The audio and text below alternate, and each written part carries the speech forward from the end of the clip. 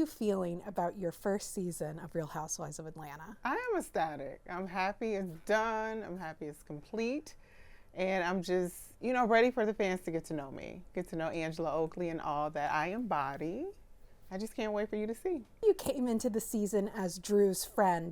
How did you get to know her? Well, Drew and I shared the same hairstylist back in Atlanta. And, Drew and I both had wig issues. So we have that in common. We have a little support group where we talk about our wigs and managing our wigs. So Drew and I became close over fashion and hair and things like that. And were you familiar with any of the other women before joining the show? I'm familiar from the show. I watched them on the show. Aside from that, my husband knew Cynthia, but no. Which of the ladies made the best first impression? Oh, Cynthia. Cynthia made the best first impression. Cynthia is amazing. We love Cynthia. We love Cynthia. And, you're no stranger to being around celebrity, being married to NBA superstar Charles Oakley. Was he happy for you to step into the spotlight?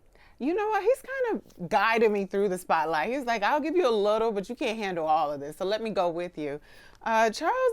He's been a great support. He is, again, giving me tools and tips how to navigate the media. Charles, he's been a great support, my husband. Got to share your sort of unbelievable love story with the world. What do you think maybe women who are single can take away from that? Charles and I met in Chicago at a party. We exchanged numbers, and then I didn't hear from that man for another 10 years when we became neighbors in the same condominium. I feel like our relationship was destined to happen. Your person will come to you. I mean, you could be worlds apart, and your person will find his way or her way back to you. Him and I separated. We met each other. There was a 10-year gap, and he and I was able to come together and create a family and a life together. So, live your life. Your person will find you. And I love that scene in the kitchen with Charles cooking and you and Amari trying to have a conversation. You have this fantastic life, but at the end of the day, you're just a normal family. Oh, yeah.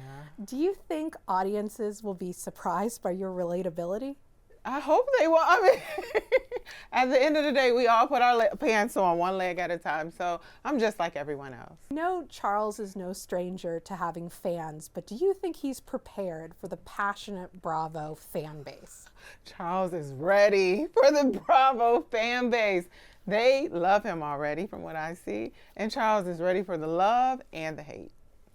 And he very gallantly took you aside at Shamia's party to let you know maybe your wig was slipping a bit. What's the name? You need to go to the restroom, check out your hair. That's a lie. I didn't know it worked that way. No, it's popping. You need to go look at it. Okay. Can you talk about that moment? Were you grateful? And you know what? I was sitting there in front of the group of girls. Like I was in front of the group of ladies, but my safe spot was my husband. I walked to my husband and he told me, look, something's not right. Go to the bathroom. He didn't have the words, but he was just like, man down, danger, danger, go to the bathroom. And I love him for that.